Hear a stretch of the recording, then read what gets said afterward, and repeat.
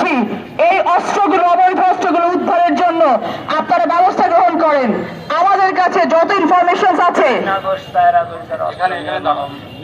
আমাদের কাছে যে ধরনের ইনফরমেশন গুলো আছে, কাদের কাছে এই অস্ত্রগুলো থাকতে পারে, আমরা আমাদের নেতা কর্মীকে আহ্বান জানাচ্ছি আপনারা সেই বিষয়গুলো থানাতে যারা আছেন, ওসি আছেন, আমাদের আইন শৃঙ্খলা রক্ষাকারী বাহিনী, তাদেরকে বিষয়গুলো জানাবেন। তারা বলেছেন তাদেরকে অবহিত করার জন্য।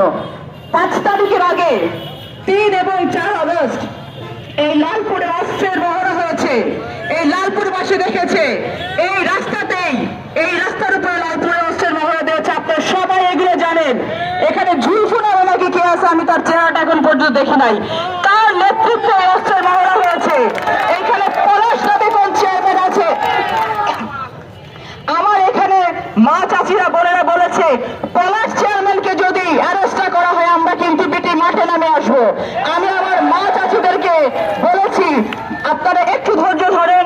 আমরা প্রশাসনের কাছে, এখানে মামলা হয়েছে, তারা আমাদেরকে আশ্বস্ত করেছেন তারা এই বিষয়ে ব্যবস্থা গ্রহণ করবেন। প্রশাসনের ভাইয়েরা আপনাদেরকে আমরা বলছি, আপনাদেরকে 5 তারিখের আগে জনগণের বিপক্ষে দাঁড় করানো হয়েছে, পুলিশের ইমেজকে ক্ষুণ্ণ করা হয়েছে। আমি আপনাদের কাছে হাত জোর করে একটা অনুরোধ করতে চাই, এখনই হচ্ছে সঠিক সময় আপনাদের ইমেজটাকে পুনরুদ্ধার করার জন্য।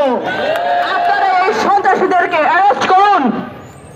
আমাদের কাছে আরো তথ্য আছে, অ্যারেস্ট হওয়ার সাথে সাথে নাকি জামিনও হয়ে যায়।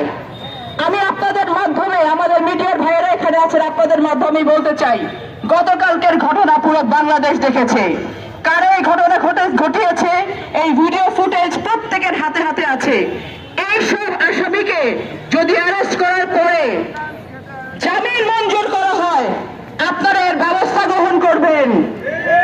কারণ বাংলাদেশের বর্তমান সরকার তারা চেষ্টা করছে বাংলাদেশকে একটি গণতন্ত্রের পথে নিয়ে যাওয়ার জন্য একটি যাত্রা শুরু করতে। আমরা রাজনৈতিক দলগুলো আমরা চেষ্টা করছি, আমরা ওদেরকে সহযোগিতা করার চেষ্টা করছি যেন ফ্যাসিজম বিদায় হয়ে গণতন্ত্রের পথে উত্তরণের জন্য আমরা সঠিক পথে এগোতে পারি। আমাদের এই কোঅপারেশনটাকে আপনারা রিয়েলাইজ করেন, আপনারা ফিল করেন যে রাজনৈতিক দল হিসেবে বিএনপি যে পরিমাণ নির্যাতনের শিকার হয়েছে, বাংলাদেশে আর কোন দল নাই এত নির্যাতনের শিকার হয়েছে। আমরা এখনো মুখ বুঝে সহ্য করছি। আজকে যদি ঈদের দিন আমার ভাইয়ের বুকে গুলি চলে, আমার মায়ের বাড়িতে হামলা হয়, তাহলে আমরা কোন মুখে এই মানুষগুলোর কাছে আসবো? বাংলাদেশের জনগণের কাছে কি জবাব দেব আমরা? আপনারা কি জবাব দেবেন? আমি সরকারের দৃষ্টি আকর্ষণ করছি, আপনারা গতকালকের ঘটনাটাকে কোনো বিচ্ছিন্ন ঘটনা হিসেবে দেখবেন না। পুরো বাংলাদেশে ফ্যাসিবাদের এই পা চাটা লেজের ভিত্তি করা এই লোকগুলো, দুষ্কৃতিকারী সন্ত্রাসীগুলো কিন্তু আবার মাথা চাড়া দিয়ে ওঠার চেষ্টা করছে। তারা প্রশাসনের চেষ্টা করছে, তারা সচিবালয়ের চেষ্টা করছে, তারা অফিস আদালত বিভিন্ন জায়গায় চেষ্টা করছে। আপনারা যদি এর ব্যবস্থা গ্রহণ না করেন তাহলে জুলাই অভ্যুত্থানে যারা শহীদ হয়েছেন, যারা আত্মত্যাগ করেছেন, প্রত্যেকের আত্মা আপনাদেরকে অভিশাপ দেবে। বাংলাদেশের আনাচে কানাচের আপনার জনগণ আপনাদেরকে অভিশাপ দেবে। কারণ তারা কিন্তু আবার ফ্যাসিবাদ ক্রাইম করার জন্য নিজেদের বুকের তাজা রক্ত দেয় নেই।